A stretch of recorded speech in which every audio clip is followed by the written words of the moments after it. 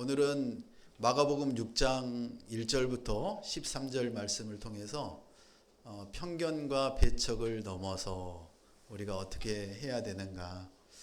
우리는 살아오면서 참 많은 훈련을 받고 교육을 받습니다. 태어나자마자 누구를 보느냐, 누구를 만나느냐, 누구와 함께 하느냐가 우리의 인생의 전부라고도 할 수 있습니다. 그런데 그게 좋을 수도 있지만 나쁠 수도 있다는 것입니다. 우리가 한번 새로운 사람을 만나면 그 사람을 내가 판단하고 결정하는데 4초밖에 안 걸린다고 합니다. 4초라고 하는 것은 저 사람의 외모를 보고 저 사람의 눈을 보고 저 사람의 행동을 딱 보면 말을 하기도 전에 저 사람에 대한 선입관이 우리 안에 딱 잡혀버린다는 겁니다. 그러면 그때부터는 이제 그 사람을 어떤 말을 하느냐에 관계없이 내가 판단하고 결정한 대로 그 사람의 말이 왜곡되고 또 잘못되어질 수 있다는 것입니다. 그래서 우리는 살면서 가장 가까운 사람들에게 잘 보여야 되고 가장 가까운 사람이 행복해야 되고 서로를 배려하는 그런 삶을 살아야 되는데, 처음에 연애할 때는 엄마 아빠가 또 배우자가 되기 전에는 그런 마음으로 사는데, 결혼을 하고 나서 예식장을 나오는 순간부터 그 마음이 점점점 사라진다고 합니다. 왜 그러냐면 그 사람의 본 모습을 다 하나하나씩 경험하고 알아가기 때문입니다. 그래서 성숙한 사람은 그 모습을 보면서 그 행동을 보면서 그 말을 보면서 더 그 사람을 깊이 이해하게 되고 사랑하게 되는 사람을 우리가 성숙한 사람이라고 합니다. 미숙한 사람은 그런 잘못되고 잘못된 행동들을 보면서 판단하고 지적질하고 고치려고 한다는 것입니다. 그런데 우리가 상대방을 고치는 것은 불가능하다고 우리가 통계적으로 나와 있습니다. 그러면 누가 고쳐져야 되느냐면 내가 고쳐져야 됩니다. 그래서 내가 고쳐지려면 어떻게 해야 될까? 방법이 없습니다. 내가 고칠 수 있는 방법은 우리가 살아가면서 가장 자기가 행복해야 되고 내가 우선이 돼야 되고 내 생각대로가 되어야 되는 게 우리의 삶이고 우리의 결정입니다. 그래서 우리는 내 힘으로 내 방법으로 고칠 수 없기 때문에 우리의 그 뿌리가 어디에서 왔는지, 우리의 근원이 어디인지를 안다면, 우리가 누가 우리를 살려줄 수 있는지, 나를 고쳐줄 수 있는지를 깨닫는다면 그거는 해결책이 될 수 있습니다. 그래서 우리가 예배를 드리는 겁니다. 바로 그분이 예수님이시기 때문에. 그래서 마가복음 6장에 보면 예수님이 이제 많은 사역을 하고 많은 사람들을 고쳐주고, 그리고 심지어는 죽은 그 나이로의 딸도 고쳐주는, 살려주는 엄청난 일을 하고 나서 예수님이 어딜 가시느냐 하면 고향으로 제자들과 함께 가십니다. 예수님도 고향이 있으세요. 태어난 곳은 베들레헴이지만 베들레헴에 가신 이유는 호적을 해야 되기 때문에, 엄마 아빠 요셉과 마리아의 그 호적이 돼야 되는 고향이 베들레헴이기 때문에 거기에 가서 마구간에서 예수님이 태어났지만 예수님이 어릴 적 자랐던 곳은 바로 나사렛입니다. 그 나자렛. 그래서 나사렛과 베들레헴은 꽤 많이 떨어져 있습니다. 차로도 꽤 오랜 시간 차를 타고 가야 되고, 그리고 나사렛과 가까운 곳이 도리어 갈릴리 호수입니다. 그래서 예수님이 사역한 주 무대가 갈릴리 지역입니다. 그래서 갈릴리 지역은 우리가 가보면 바다라고 생각이 되는데 바다가 아니라 엄청난 호수죠. 그래서 폭은 좀 좁지만, 폭이 좁으니까 건너편 산이 보입니다. 그런데 길이가 길어서 저 끝이 보이지 않습니다. 그래서 우리가 차를 타고 고개를 넘어서 내려가는 순간 그 갈릴리 바다가 쫙 보이는 그 감동이 우리 한번 경험해 봤으면 좋겠습니다. 그곳에 가셔서 예수님이 그 갈릴리 바다에서 어떤 생각을 하셨고 제자들을 초청을 했고 그 제자들과 3년을 어떤 생활을 하셨는가 보면은 우리가 금방 깨달을 수 있습니다.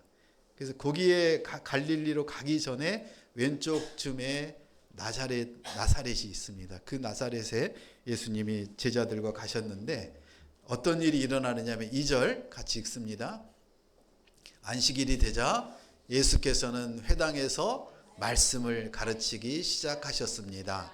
많은 사람들이 그분의 말씀을 듣고 놀라며 물었습니다. 저 사람이 이런 것들을 어디서 배웠는가? 저런 지혜를 도대체 어디서 받았는가? 기적까지 일으키고 있지 않는가? 이렇게 예수님이 고향으로 가셨는데 예수님도 그렇고 우리도 그렇고 고향 하면은 마음이 편안하지 않습니까? 가보지 못해도 고향 생각하면은 푸근하고 또 고향을 가고 싶어 하는데 요즘에 이제는 뭐 하루 생활권이 되어서 고향이라는 개념이 많이 없어지긴 했지만 그래도 고향이라고 생각하면 언제라도 가고 싶고 또 많은 기억들이 우리가 있습니다. 그래서 태어난 곳이 고향이라고도 하지만 대부분의 경우는 어린 시절을 보낸 곳, 그곳이 뿌리가 있는 곳이 고향입니다. 그런데 예수님은 그 고향에 가자 안식일에 어딜 가시냐면 회당으로 가십니다. 예수님이 처음으로 사역을 하시고 새로운 지역에 갈 때마다 처음으로 가신 곳이 어디냐면 회당이었습니다. 그래서 우리도 여행을 가거나 새로운 또 이사를 가게 되면 제일 먼저 이렇게 찾아봐야 되는 곳이 내가 가야 될 교회가 어디일까. 그래서 우리는 그 교회 투어를 하는 사람들이 있다고 합니다. 이 교회 저 교회 한 20-30곳 교회를 매주마다 다녀보고 그 중에 내 마음에 가장 든 곳을 찾아간다고 하는데 그거는 올바른 방법이 아닙니다.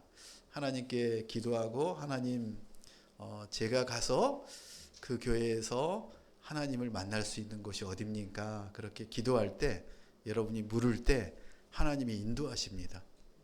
이런 사람들이 많이 있죠.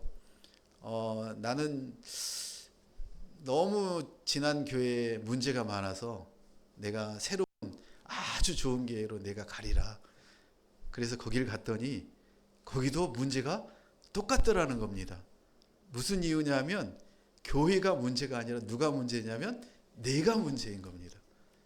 내가 어느 교회를 가든 그 교회가 어떻든 간에 그 목사가 설교를 잘하든 못하든 하나님이 나를 보내신 그 이유는 그 교회에서 양육받고 훈련받고 그리고 은혜를 나누는 것도 중요하지만 하나님이 나에게 가장 적절하게 필요한 곳에 그곳에 보냈다는 사실을 깨달으면 내가 어떤 얘기를 듣고 어떤 설교를 듣고 어떤 삶을 살아야 되는지를 하나님께 묻고 하나님이 하시라는 대로 한다면 누가 변화되느냐 하면 내가 변하고 우리 자녀들이 변하고 교회가 변화되는 겁니다. 우리가 기도할 때 처음에는 기도에 많은 제목을 가지고 나갑니다. 하나님 이것도 해주시고 이것도 해주시고 이것도 해주시고 이것도 해주세요. 정말 필요합니다. 예수님이 여기저기 다니시면서 많은 사람들이 그 아픔을 예수님께 갈구하면서 예수님의 옷자락이라도 만지려고 그렇게 외쳤습니다. 혈류병 걸린 여인은 아무도 모르게 혈류병 걸린 여인은 그 당시에 사람들과 접촉하지 못하고 사람들이 있는 곳에 가면 안 되는 사람입니다. 그런 여인이 그 예수님을 만나기만 하면 만나서 그 옷자락만 스치기만 하면 자기의 그 평생의 그 혈류병이 나을 것이라는 그런 마음, 그 믿음을 가지고 예수님께 다가가서 그 많은 군중 중에 예수님을 만진다는 것은 불가능에 가까운데 그 갈망이 얼마나 컸으면 그 기도가 얼마나 간절했으면 예수님께 다가가서 그 옷자락을 만지자 그 혈류병 여인이 병이 다 나았다고 합니다. 그 병이 다 나았고 누가 아느냐면 본인이 알고 예수님이 압니다. 예수님이 묻습니다. 누가 나를 만졌느냐? 그때 사람들은 의아해합니다. 아니 누가 예수님을 만졌어? 그런데 그 혈류병 걸린 여인이 그 예수님을 만지고 병이 나았자 예수님께 얘기합니다. 제가 만졌습니다. 기도는 그 간절함입니다.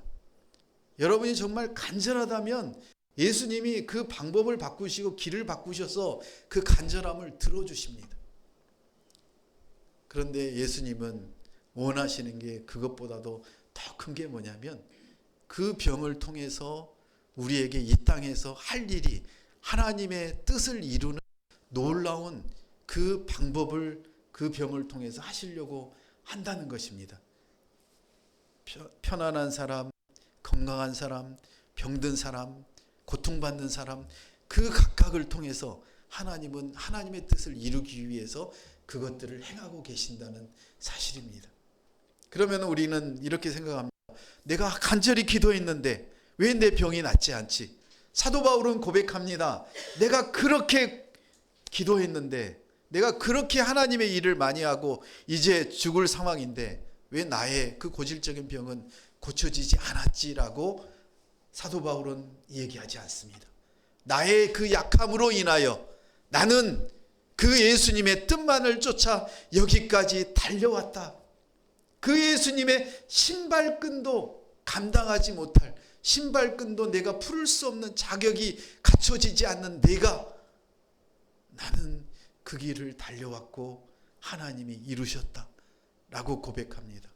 우리 인생에 이런 고백들이 되어지시길 축복합니다. 회당, 교회는 너무나 중요합니다. 예수님은 그 회당에 가서 말씀을 선포하고 가르치십니다. 많은 사람들이 그 예수님의 말씀을 듣고 깜짝 놀랍니다. 저 사람이 이런 것들을 어디서 배웠지? 이거는 무슨 얘기입니까? 예수가 지금 어떻다는 걸 다 알고 있는 거잖아요. 저런 지혜를 도대체 어디서 받았는가?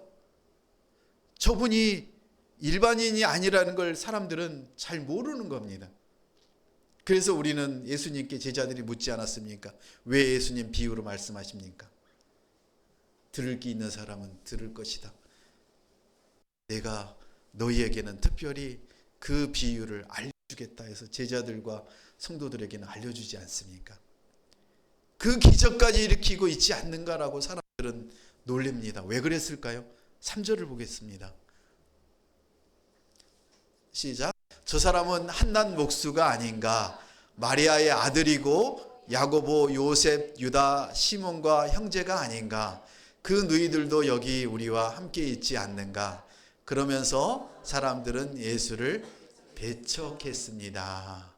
예수님이 이 세상에 마리아의 배에 배기도 전에 같이 마리아와 함께 했고 요셉과 함께 했던 동네 사람들인 거예요.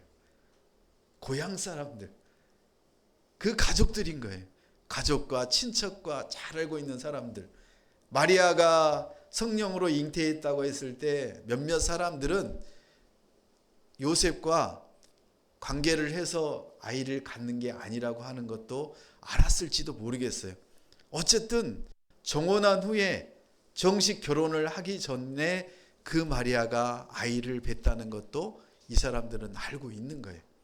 그리고 그 아이가 베들레헴에서 태어났고, 그리고 그 동생들 야고보, 요셉, 유다, 시몬과 그냥 그 일반적인 아이들처럼 그렇게 잘 자라고 있었다는 거. 그 아버지가 목수일을 가서 목수일도 돕고 그렇게 아빠랑 같이 일하며 자랐던 그 예수를 기억하고 있기 때문에 사람들은 회당에서 하나님의 말씀을 정말 그 어떤 랍비보다도, 어떤 사람들보다도 하나님의 생각과 하나님의 말씀을 제대로 전하고 있는 그 예수의 그 말씀을 듣고 깜짝 놀란 겁니다.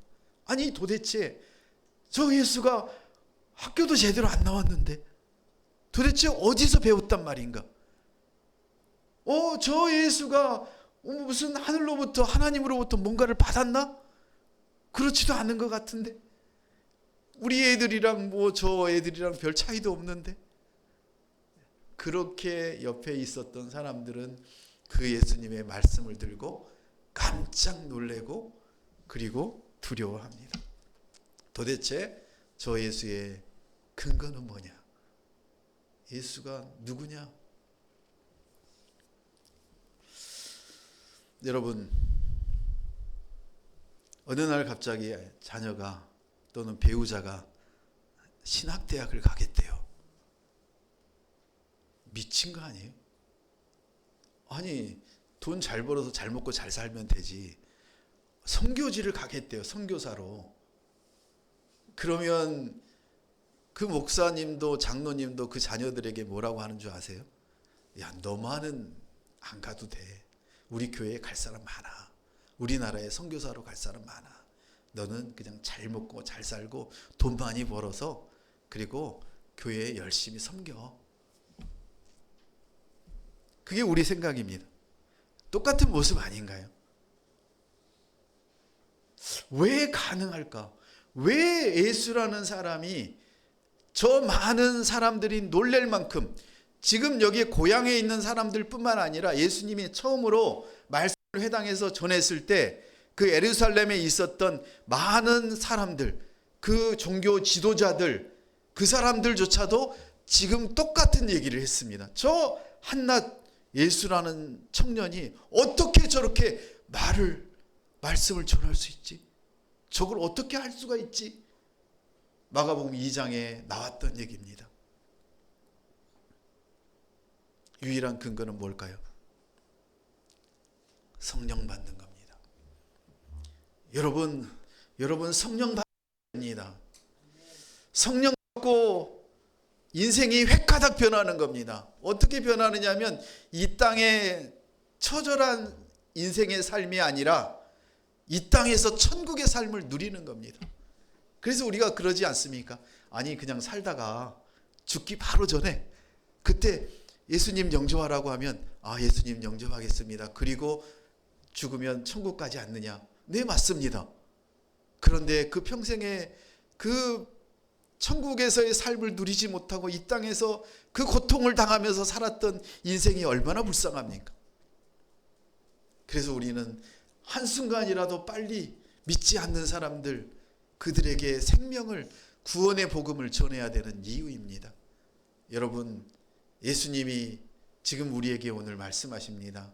아직도 믿지 않고 아직도 세상 속에서 허덕이고 염려와 걱정 속에 살고 있는 사람들에게 그 예수를 너희가 전하지 않겠니? 그 예수가 우리를 죄에서 구원하고 영원한 하늘나라 천국의 삶을 이 땅에서 누리게 하시는 분이 바로 예수 그리스도라는 사실을 그들에게 전하고 그들이 변화되어야 되지 않겠니? 그 천국의 삶을 이 땅에서 누린다는 게 무엇인 줄 아니? 여러분, 혹시나 열심히 교회 다니고 예배드리는 천국의 삶을 못 누리십니까? 그러면 생각을 바꾸십시오. 다시 한번 성령을 받으십시오. 매일마다 성령을 받으십시오. 매일마다 성령께서 여러분을 천국의 삶으로 인도하실 것입니다. 4절 보겠습니다. 예수님이 말씀하십니다. 시작. 예수께서 그들에게 말씀하셨습니다. 애언자는 자기 고향과 자기 친척과 자기 집에서는 배척당하는 법이다. 예수의 가족들은 예수가 미쳤다는 소리를 듣고서 예수를 붙잡으러 찾아다녔습니다. 어떻습니까? 예수님이 말씀하십니다. 애언자는, 성령 받은 사람은 자기 고향과 친척과 자기 집에서 배척당한다. 여러분도 교회를 안 다니다가 이제 갑자기 성령 받고 갑자기 교회를 가고 싶어서 다니기 시작해서 훈련받고 말씀 속에서 살다 보니까 회사에서도 뭐 딴 마음을 안 품고 거짓말을 안 하고 좀 다른 사람들을 배려하고 그렇게 사는 모습을 드러내면 그 옆에 있는 직원들이나 옆에 있는 친척들이나 이웃들이 뭐라고 하느냐면 저 미쳤네, 돌았네, 예수한테 미쳤네. 지금 가족들도 그렇지 않습니까? 3장 21절에 보면 예수의 가족들이 예수가 미쳤다는 얘기를 듣고 예수님을 찾아옵니다. 왜? 붙잡아서 데리고 가려고. 우리가 예수를 믿는다는 것은, 우리가 교회를 다닌다는 것은, 우리가 하나님의 백성으로 살아간다는 것은 이런 겁니다. 세상의 기준과 다른 삶을 우리는 사는 것입니다. 여러분이 누리는 이 평안과 기쁨과 그 행복이, 그 근원이, 세상 사람들은 돈과 재산이겠지만 우리는 그 근원이 뭐냐면 예수 그리스도이십니다. 우리를 통해서 하나님의 나라가, 예수 그리스도의 향기가 이렇게 퍼져가고 있다라는 놀라운 사실인 것입니다. 그래서 우리가 다른 사람들을 보면서 그들의 아픔을 위해, 고통을 위해 우리가 배려하고 섬기고 기도할 수 있는 이유입니다. 예수님이 말씀하지 않습니까? 예언자는 고향과 친척과 자기 집에서 특별히 배척당한다. 세상에서 배척당한다. 여러분, 배척당하고 여러분이 고통당하는 그 이유가 예수님이라면, 나 때문이 아니라 예수님 때문이라면 그거는 잘 살고 계시는 겁니다. 하나님이 오늘 우리에게 말씀하시는 겁니다. 세상에서 배척당하지 않는 삶은, 그거는 무슨 얘기냐면 타협하면서 한 발은 교회에 한 발은 세상에 그렇게 두고 살아가는 이중첩자인 겁니다. 예수님은 말씀하십니다. 배척당하고 그렇게 고통당해도 괜찮아. 왜냐하면 내가 너의 인생을, 너의 자녀의 인생을 내가 책임질 거야 라고 약속하셨기 때문에 우리는 그것들을 믿고 이 땅에서의 삶을 살아가는 것입니다. 오늘 다시 한번 우리가 고민하고 결정하기를 원합니다. 나는 예수의 제자로, 하나님의 자녀로 이 땅에서 천국의 삶을 누리며 살겠노라고 그렇게 결단하시길 축복합니다. 5절 6절 같이 읽습니다. 예수께서는 그저 아픈 사람들 몇 명만 안수해 고쳐주셨을 뿐 거기서 다른 기적은 일으킬 수 없었습니다. 그리고 예수께서는 그들이 믿지 않는 것에 놀라셨습니다. 그 후에 예수께서 여러 마을을 두루 다니며 말씀을 전하셨습니다. 예수님이 말씀하십니다. 내가 능력이 있지만 나는 죽은 자도 방금 살리지 않았니? 그런데 여기서는 내가 고칠 수가 없네. 그래서 몇 사람만 고쳐주고 기적을 일으킵니다. 얼마나 안타깝습니까? 예수님은 오늘도 우리에게 그런 기적을 베푸시길 원합니다. 그런데 그 믿는 사람을, 그 예수를 배척합니다. 편견을 가지고 저 사람이 어떻게 저런 기적을 일으킬 수 있어? 예수가 어떻게 메시아야? 그럴 수 없어. 왜냐하면 자기가 어려서부터 봐왔던 그 예수였기 때문에. 세상 사람들은, 그리고 가까운 사람들은 더 그렇습니다. 그리고 도리어 누가 놀라냐면 예수님이 놀라십니다. 예수님이 믿지 않는 것을 깜짝 놀라, 알고 계셨지만 깜짝 놀라는 것들을 제자들에게 알려주신 겁니다. 예수님이 모르실 리가 없죠. 알고 계셨죠. 그리고 예수님이 하신 일이 뭐예요? 두루두루 마을을 다니면서 사람들을 찾아다니면서 말씀을 전하십니다. 우리가 세상에 다니면서 저 사람은 믿게 생겼네, 내가 말씀을 한번 전해봐야지 하면서 얘기를 나눠보면 거의 다 말씀이 안 들어갈 거예요. 그런데 저 사람은 정말 내가 말을 해도 도저히 안 될 사람 같아. 근데 그 사람은 여러분이 말을 하면 예수님을 받아들일 가능성이 꽤 높습니다. 우리의 눈하고 예수님의 눈하고 전혀 다릅니다. 예수님은 준비하시고 우리가 갈 바를 가게 만드십니다. 우리가 나아가기 전에, 우리가 전하기 전에 예수님은 준비시켜 주십니다. 그래서 두루 다니시면서 먼저 본을 보이십니다.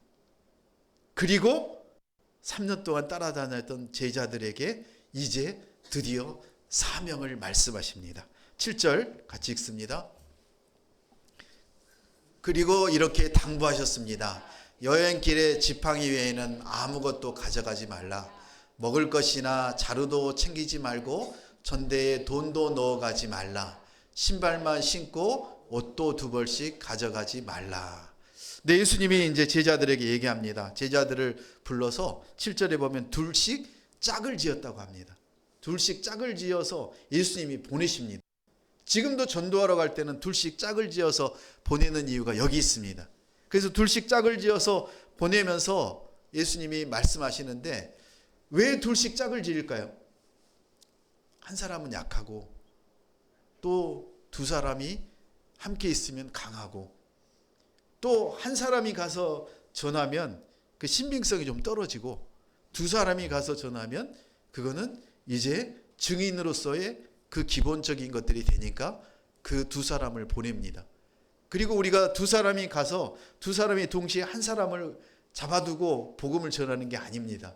어떻게 하나요? 한 사람은 복음을 말씀을 전하고 한 사람은 뒤에서 성령이 그 입술을 통해서 그 사람의 마음을 열게 준비하셔서 우리가 전하는 저 사람의 말이 들어가서 하나님의 말씀으로 받아들이게 해달라고 합심 기도하는 겁니다.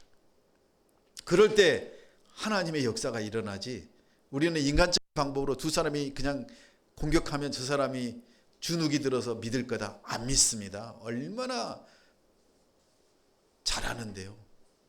그래서 두 사람씩 보내면서 7가지를 얘기하십니다. 첫 번째, 더러운 귀신을 제어할 권세를 주셨다고 합니다. 아니 제자들에게만 더러운 귀신을 제어할 권세를 주셨냐면 아니에요. 여러분에게도 주셨어요. 근데 우리는 그거를 사용합니까? 사용하지 않고 있잖아요. 사용하세요. 매일마다 여러분이 성령 안에서 귀신을 쫓아내는 놀라운 능력을 발휘하세요. 말로 예수 그리스도의 이름으로 선포하고 여러분의 삶 속에서 예수 그리스도의 향기가 드러나면 사람들이 그 안에 있는 더러운 생각과 더러운 귀신들이 떠나갈 것입니다. 두 번째 이렇게 말씀하십니다. 여행길에 지팡이 외에는 아무것도 가져가지 말라고 합니다. 지팡이는 갈 때 사자와 동물과 많은 공격들이 올 때 그것들을 피하기 위해서 그 지팡이를 들고 가라고 얘기를 하십니다. 그런데 다른 거는 가져가지 말라고 합니다. 심지어는 먹을 것이나 자루도 챙기지 말라고 합니다. 세 번째로 먹을 것, 자루 이런 거 챙기지 않고 어떻게 가서 삽니까? 네 번째, 심지어는 돈도 가져가지 말래요. 돈도. 그리고 뭘 가져가냐면 신발만 신고 가래요. 근데 옷도 2벌 가져가지 말라고 하세요. 아니 옛날이나 그렇지 지금은 그래요? 아닙니다. 지금도 그러라는 겁니다. 무슨 얘기인가요? 지금 8절 9절에서 얘기하는 예수님의 방법은 누구를 의지하라고요? 돈과 옷과 내 능력과 세상을 의지하지 말고 오직 하나님만 의지하라고 말씀하십니다. 우리의 삶이 그렇습니다. 우리가 살아가는 길이 꽃길입니다. 그 꽃길에 성령님이 먼저 가시고 준비하십니다. 그 꽃길을 통해서 우리에게 하나님이 하시고자 하시는 일은 뭐냐면 복음을 전하는 겁니다. 그 복음을 전하기 위해서는 이 원칙을 지키시기 바랍니다. 지팡이에는 아무것도 가져가지 말고 먹을 것이나 자루도 챙기지 말고 돈도 놓지 말고 신발만 신고 옷도 2벌 가져가지 말고 오직 하나님만 의지하고 예수님만 의지하고 그렇게 앞으로 전진하라고 말씀하십니다. 여러분 믿습니까? 그렇게 갈 수 있습니까? 그렇게 살아내시길 축복합니다. 성령님이 도우시길 축복합니다. 예수님의 삶의 기준은 바로 여기에 있습니다. 우리가 돈 버는 것도 우리가 하는 일도 그 모든 삶을 통해서 하나님의 뜻을 여러분을 통해서 이루시려고 하고 계십니다. 여러분을 친구라고 말씀해 주신 예수님, 여러분과 영원히 함께 하시겠다고 하시는 그 예수님이 여러분에게 말씀하십니다. 10절 같이 읽습니다.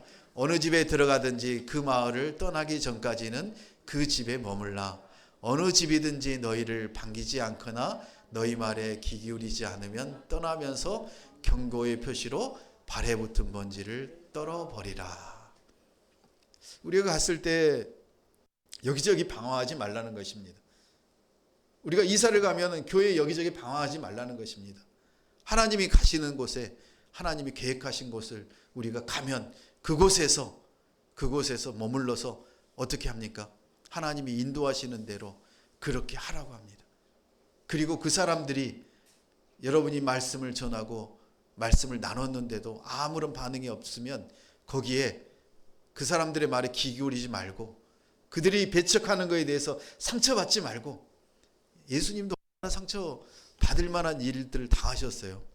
아니 평생을 같이 30년을 자랐던 그 나사렛에 왔더니 사람들이 예수님을 배척하잖아요. 아니 고향인데, 고향 사람인데, 친척인데, 가족인데 다 예수님을 배척하잖아요. 우리가 배척받을 것을 알고 산다면 그 배척이 별로 중요하지 않습니다. 근데 우리가 너무나 환대해주고 우리를 반겨줄 거라고만 느끼다가 누군가 나에게 서운하게 하면 우리의 마음이 완전히 갈라집니다. 여러분, 세상에서 환대받고 여러분을 이렇게 귀하게 대접하리라고는 기대하지 말고 예수님처럼 배척받을 것을 그렇게 알고 떠나시기 바랍니다. 그럴 때 하나님은 여러분의 길을 인도하십니다. 마지막으로 12절 13절 읽습니다. 제자들은 나가서 사람들에게 회개하라고 전파했습니다. 그들은 많은 귀신들을 쫓아내고 수많은 환자들에게 기름을 부어 병을 고쳐 주었습니다. 아멘. 제자들이 드디어 나가서 말씀을 전합니다. 회개하라고. 회개가 무엇입니까? 너희가 지금 죽음의 길로 100km, 200km, 300km로 달려가고 있는 그것을 멈추고 돌아서서 삶의 길로, 생명의 길로 나아가라. 이게 복음입니다. 그걸 하기 위해서 예수님은 오셨던 겁니다. 그 회개를 그들에게 전파합니다. 그러자 어떤 일이 일어납니까? 귀신 들렸던 많은 사람들이 고쳐지고 쫓아내지고 그리고 회복이 되는 놀라운 일들이 일어납니다. 우리가 이 땅을, 우리 가정을 살리는 길은 우리가 그 복음 안에서 살아가는 것입니다. 그 복음을 전하는 것입니다. 2024년 그리스도의 담대한 증인으로 살아내시길 예수님의 이름으로 축복합니다. 함께 기도하겠습니다. 어떤 상황에도 제자들이 해야 할 일은 회개라고, 회개를 전파하라고 말씀하십니다. 귀신이 쫓겨나고 병자들이 고쳐지는 놀라운 일이 일어난다고 말씀하십니다. 우리가 선포해야 될 그 주제는 바로 회개입니다. 주님의 가르침인 그 회개를 통해서 사람들의 아픔과 그 고통이, 그 귀신 들린 사람들이 회복이 되고 그 귀신이 쫓겨나고 살아난다고 말씀하십니다. 하나님의 무한한 능력을 우리에게 주셨음을 믿고 예수님이 주신 그 권세로 기도하며 치유받는 놀라운 역사가 우리 가정에도 그리고 친척들에게도 이 민족과 북한 땅에도 일어나게 해달라고 통성으로 기도합니다. 하나님, 하나님의 능력과 권능으로 우리를 이곳에 보내셨고 우리가 먼저 은혜 받고 성령 받아서 하나님의 자녀로 천국의 백성으로 살아가겠습니다. 하나님, 복음을, 그 생명의 구원의 복음을 이제 우리만 누리는 것이 아니라 만나는 사람들에게 전하는 놀라운 하나님의 자녀로 이 땅에서 살아가게 축복하여 주시옵소서. 주님, 제 생각과 판단에 사로잡혀 주님의 놀라운 역사를 가로막지 않게 하소서. 모든 필요를 아시고 완전히 채우시는 주님을 신뢰하며 그 부르심에 주저없이 반응하길 원합니다. 오늘도 이 한 주간도 주님의 겸손을 입고 주님의 능력으로 성령 충만한 한 주 하루하루를 큐티로 말씀으로 살아내게 도와주시옵소서. 예수님의 이름으로 기도합니다. 아멘.